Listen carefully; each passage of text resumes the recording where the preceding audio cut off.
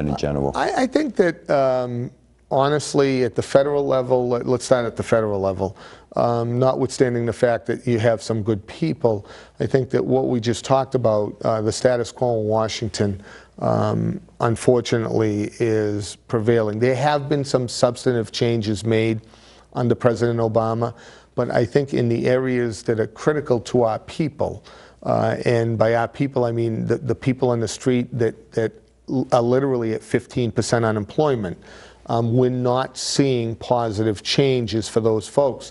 The United States has lost its manufacturing base. Our middle class, I think we're in danger of losing. And so, yeah, there are some good things happening. Yes, there have been some changes made, I think, with regard to financial reform that are positive.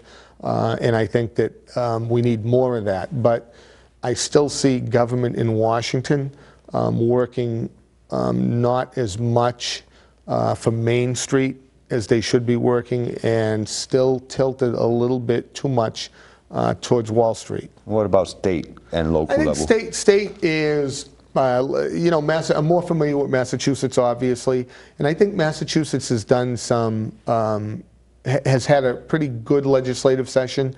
Having said that, I think there's some criticism that I would make.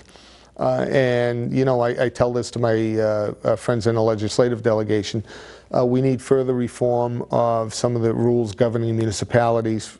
Primarily, in my case, I've been an advocate for what they call municipal plan design, which would lower the costs for municipal taxpayers and impact our ability to give good health care to our employees, but do so at a lesser cost. The state won't let us. There are a number of things like that where I think reform needs to take a further step. It's one of those things that there are intractable positions, and, you know, it's pretty fashionable these days to whack the unions around. I do it plenty myself. So it might seem funny coming from me, but unions have members. Members vote. Members have a right to be heard even if you don't agree with them. And this is what we have. We have a democracy. So mayors, governors, and presidents aren't dictators. We can say what we think ought to happen, and we can present it, but they have a right as well. And that clash has been, I think, too much in their favor and not enough in favor of the taxpayers. But it's an evolving process. So the legislature has done some good things. I think they need to do more in the next session, and I hope that they do. Now, going back to the school for a second, I understand that they teach civics. I mean, it's a requirement for Chapter 70 funds or anything like that. In regards to that portion of it, how can we get the children in the high school level more involved in government per se? Yeah, it's a great question. It really is a fabulous question, because what we see throughout the country is younger people coming out and not only not knowing anything about it, but honestly not participating, not being interested. And I'm not quite sure what the answer is, because what our curriculum now is not piquing interest in government. So if that's the standard by which you judge the curriculum, and I'm not saying it is entirely, but obviously we're not getting it done. Kids are coming out, and honestly, you know, not all kids, but I look at my kids, and when I was in the 8th grade, I would read the New York newspapers. My father got them, but I would read them.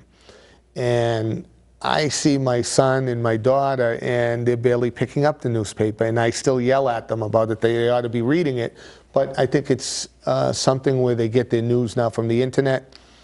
They do it in different ways, and I'm looking at it, and I just don't see the interest there. And I think the participation levels are so low amongst young people that it's so disheartening that I'm not quite sure what the answer is. But I think that's where we're losing the fight, is right where you just cited. Right, and I tend to agree with that, only because we built the government that we have, basically. And if people are not involved in the government, then basically, you know, they've given up. They don't have no reason to complain. Moving forward, I'd like to see some type of program within the school system, in every school district, that will teach children to get involved more in politics, because 10, 15 years will go by, and I think there were probably some more complicated answers, but one of the things that I really enjoy doing as mayor, it's one of the joys I've had, is I have a lot of friends that are teachers, and I go to the schools. Now, I think there ought to be more of that in the civics program, and I don't just mean the mayor. I think that elected officials ought to spend time going in, but not just going in and handing out candy. I think that they ought to be going in and talking about things that are of interest. I think that mayors ought to go back and teach a civics class. I think governors ought to spend more time in classrooms. Now, we're all busy people. We can't be teachers full time. But I think as part of my job, I've always considered it to be a priority. We bring students up every year at the end of the school year. And instead of going through really a typical mayoral presentation of 10 minutes where you really don't do anything, I try to spend more time and open it up for questions and spend a good 30 minutes with each class. And I can't tell you that I'm going to pique interest in government, but I think that it helps. And it would be also helpful if other local electeds came in and did more work in the classroom. And I think it just helps. We know who the mayor is now. I tell you, I go out and I have more kids come up to me and say, "That's the mayor." And I actually was up at City Hall and I asked him a question. It's interesting because my 8-year-old daughter, Helena, who wanted me to ask you basically, how fun is it to be a mayor? When you do things like that, it's a lot of fun. When you are stuck in the budget, and the last budget session maybe was one of the worst in terms of enjoyment. When you have to hand out pink slips, that's not fun. And people don't get into government to make those types of decisions, but those are decisions that need to be made sometimes. So it's not always fun. I myself grew up as a political science major, so I'm in the field that I love. I'm one of those lucky people, and so going to work even on a day when I might have things on the agenda that I don't really like, I still enjoy it. So it's up to the individual. It is. Just want to quickly state that if you have a question that you want us to ask your legal officials or from your government, drop us an email at the Hector Montalvo Show at yahoo.com. You can also visit our website at behindthescenes.weebly.com. Mr. Mayor, what is next for the city of Methuen? Well, I think that like all municipalities, there are great challenges in the financial area. And, I'm fond of saying, Hector, that all of our policy determinations, all of the things that we want to do, whether it be in education, whether we want to have more recreation programs, whether we want to build a new water plant, they all flow from the financial area. So the better off your financial foundation is, the more you're able to do in the policy front. So it's always been my view that you need that solid foundation.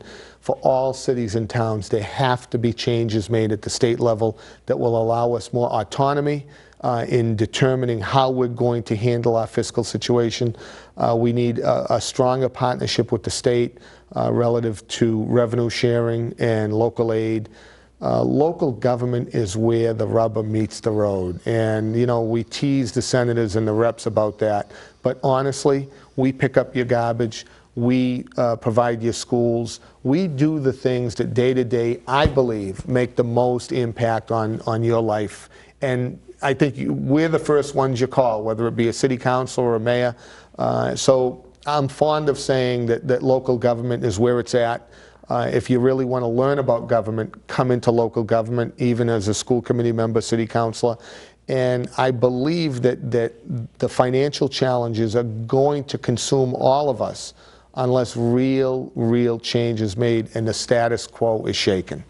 Well, so it's fair to say that every time we drive by and we see you coming out of one of the schools, you were basically speaking with the children in the schools. Yeah, I would hope that it's not always the case, but I make more of a habit of it than you would think. And also having them come to the Great Hall. And the Great Hall, we have second graders, fourth graders, and sixth graders, and we do it frequently. We've also brought in a great group, has been the adult education group. Shirley Callanan's group, and they have been wonderful. They come up every year, and they are interested in government, and I'm proud to say that the first year they came up to see me, we had some newly minted citizens, and I asked them, how many of you are registered to vote? And there was one that was not, but she quickly got registered, and every year she comes up and says, I just want to tell you that if you didn't shame me into it, I wouldn't be registered. So, Mr. Mayor, we have about 15 seconds left to go. How can the constituents of Methuen reach the mayor? you can reach me at 978-983-8505, the phone number. Email me at Bill Manzi with the number 1 at Comcast.net. Join me on Facebook or get to my blog at www.billmanzi.com, and I'll answer any question that you send that way, or just give me a call. Well, we'd like to thank you, Mr. Mayor, for coming on our show today. The Honorable Mayor Manzi from the city of Methuen.